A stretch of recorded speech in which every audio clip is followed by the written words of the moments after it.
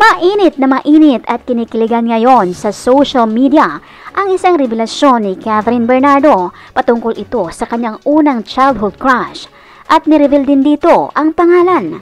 Alamin ang buong detalye.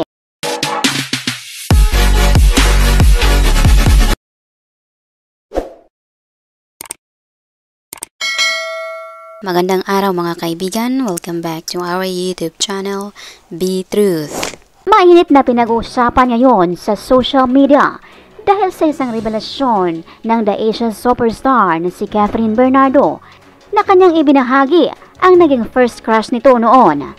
Nangyari ang isang revelasyon dahil sa isang question and answer portion video ng The Filipinas Got Talent video na pinamagatang PJT Family Tells a Funny Story About Their First Crushes / Filipinas Got Talent 2025. Bawat judges at host ng PJT ay nagbahagi na kung sino at kailan ito naging crush. Nauna nagbahagi si FMG or Freddy Garcia.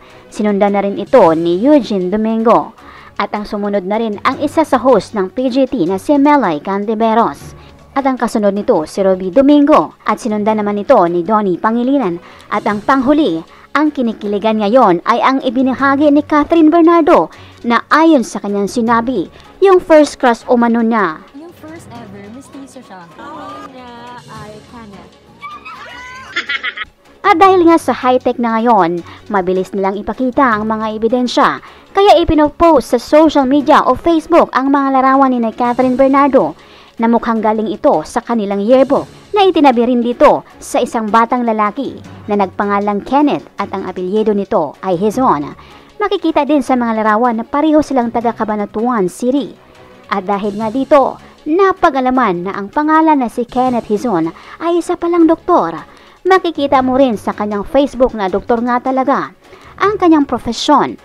May ilan ding mga larawan na nakuha natin sa Facebook at sa Instagram kung saan makikita ang isang larawan na may ginagawa siya ito na isang trabaho bilang doktor. At dahil nga dito, hindi na mapalagay ang mga taga-suporta o nagmamahal ni Catherine Bernardo.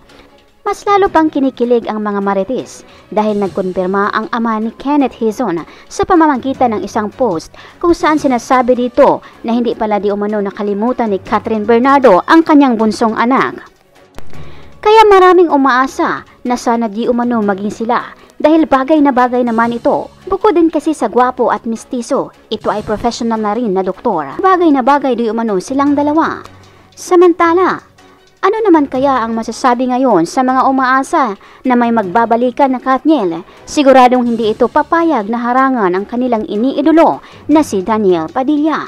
Mga kaibigan, anong masasabi mo dito? Ano man ang iyong opinyon o komento, welcome kayo dito. Maraming salamat po. By the way mga kaibigan, mag-shoutout na naman po tayo sa mga latest or newest comment ng aming minamahal na viewers. Malakas ang shoutout po kina Edna048, Arceli Ariada, Marco Tan 5962, Fatima Calabio, Roda Dalagrimas 732, Romis Kala-Aban 3125 at Kimau Tit SD2HL. Malakasang palakpak po sa inyong lahat. Marami pong salamat sa inyong pagbibisita at pag-effort na rin na magkomento. Pasalamatan din po namin kayong lahat naming minamahal na viewers. Nag-comment man po kayo o hindi, na-appreciate po namin ang inyong pagbibisita. Taos puso po naming pinapasalamatan ang inyong ibinahaging oras upang mabisita ang aming munting channel. Saan man po kayo naroroon, mag-ingat po kayo lagi. Malakasang palakpak po sa inyong lahat. God bless us po at maraming salamat.